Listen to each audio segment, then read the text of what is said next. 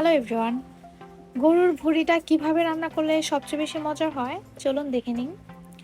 আজকে আমি রান্না করে দেখাবো গরুর ভুঁড়ি অথবা বট। এখানে আমি হাফ কেজির মতো ভুঁড়ি নিয়েছি। আর এই ভুঁড়িটাকে ক্লিন করে আগেই রেখে দিয়েছিলাম ফ্রিজে। আমি এটা বের করে টুকরো টুকরো করে কেটে নিয়েছি। পরিমাণ মতো তেল দিয়ে নেব। আমি এখানে হাফ কাপের মতো তেল দিয়েছি। আর এখানে গরম মশলা দেব, এলাচ 7-8টি, 4 টুকরো দারচিনি, 4টা তেজপাতা। সবকিছু ভালো করে ভেজে আমি দিয়ে দেবো হাফ কাপ পরিমাণ পেঁয়াজ কুচি। এখানে হাফ কাপের একটু বেশি হবে। আর এই পেঁয়াজ কুচিটাকে আমি ভেজে নেব হালকা ব্রাউন করে।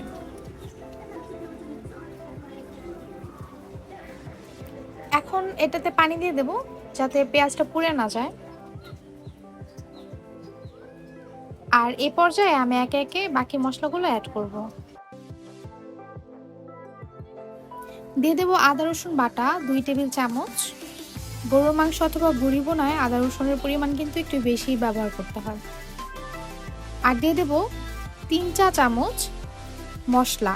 আর এই মশলাটাতে হলুদ, মরিচ, ধনিয়া সব মিক্স করা আছে। হলুদের পরিমাণটা একটু বেশি দেওয়া আছে, মরিচ আর ধনিয়ার পরিমাণ সমান সমান করে দেওয়া। মূলত এই মশলাটা দিয়ে আমি রান্না করে ফেলি। এভাবে মশলা তৈরি করে রাখলে রান্নাটা খুব সহজ হয়ে যায়। দিয়ে দেব পরিমাণ মতো লবণ।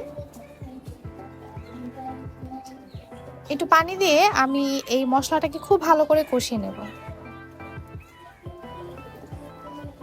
এ পর্যায়ে আমি একটি কালো এলাচ দিয়ে দিচ্ছি।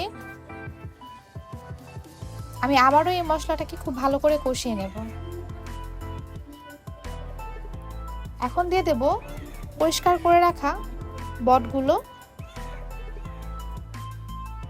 এটাকে একটু সময় নিয়ে খুব ভালো করে কষিয়ে নিতে হবে। মাংস অথবা বট অথবা কলিজা যেটাই বলেন না কেন, এটা যত ভালো করে কষাবেন এটা খেতে ততই মজা হবে। আমি এখন এটা ঢেকে দিয়েছি। কিছুক্ষণ পর ঢাকনা খুলে যখন দেখব তেলটা একটু উপরে উঠেছে, তখন এটাকে আরেকটু কষিয়ে নেব।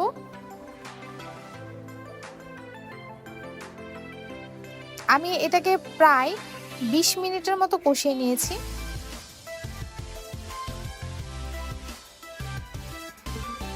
আর কষানোর সময় চুলার আঁচটা মিডিয়ামে ছিল। আমার মনে হচ্ছে আরেকটু লবণ দরকার, তাই আমি এখানে আরেকটু লবণ দিয়ে দিলাম। এ পর্যায়ে দিয়ে দেবো ফুটন্ত গরম পানি। পানিটা ফুটিয়ে নিতে হবে। আর এখন এই বটটাকে আমি ঢেকে রাখবো। ঢেকে রান্না করব যতক্ষণ পর্যন্ত না পানিটা সম্পূর্ণ শুকিয়ে আসে। আর চুলার আঁচটা অবশ্যই মিডিয়ামে রাখবো। সম্পূর্ণ পানি শুকিয়ে আসলে আমি এখানে তেলে রাখা জিরার গুঁড়ো দিয়ে দেব। আর এটাকে খুব ভালো করে মিশিয়ে নেব। আমি জিরার গুঁড়ো দিয়ে এটাকে কিছুক্ষণ ঢেকে রেখেছিলাম।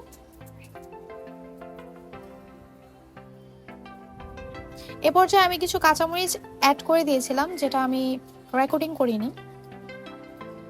ব্যাস, তৈরি হয়ে গেল মজাদার গরুর ভুঁড়ি ভুনা। আশা করছি আমার ভিডিওটি আপনারা দেখে একটু হলেও উপকৃত হবেন।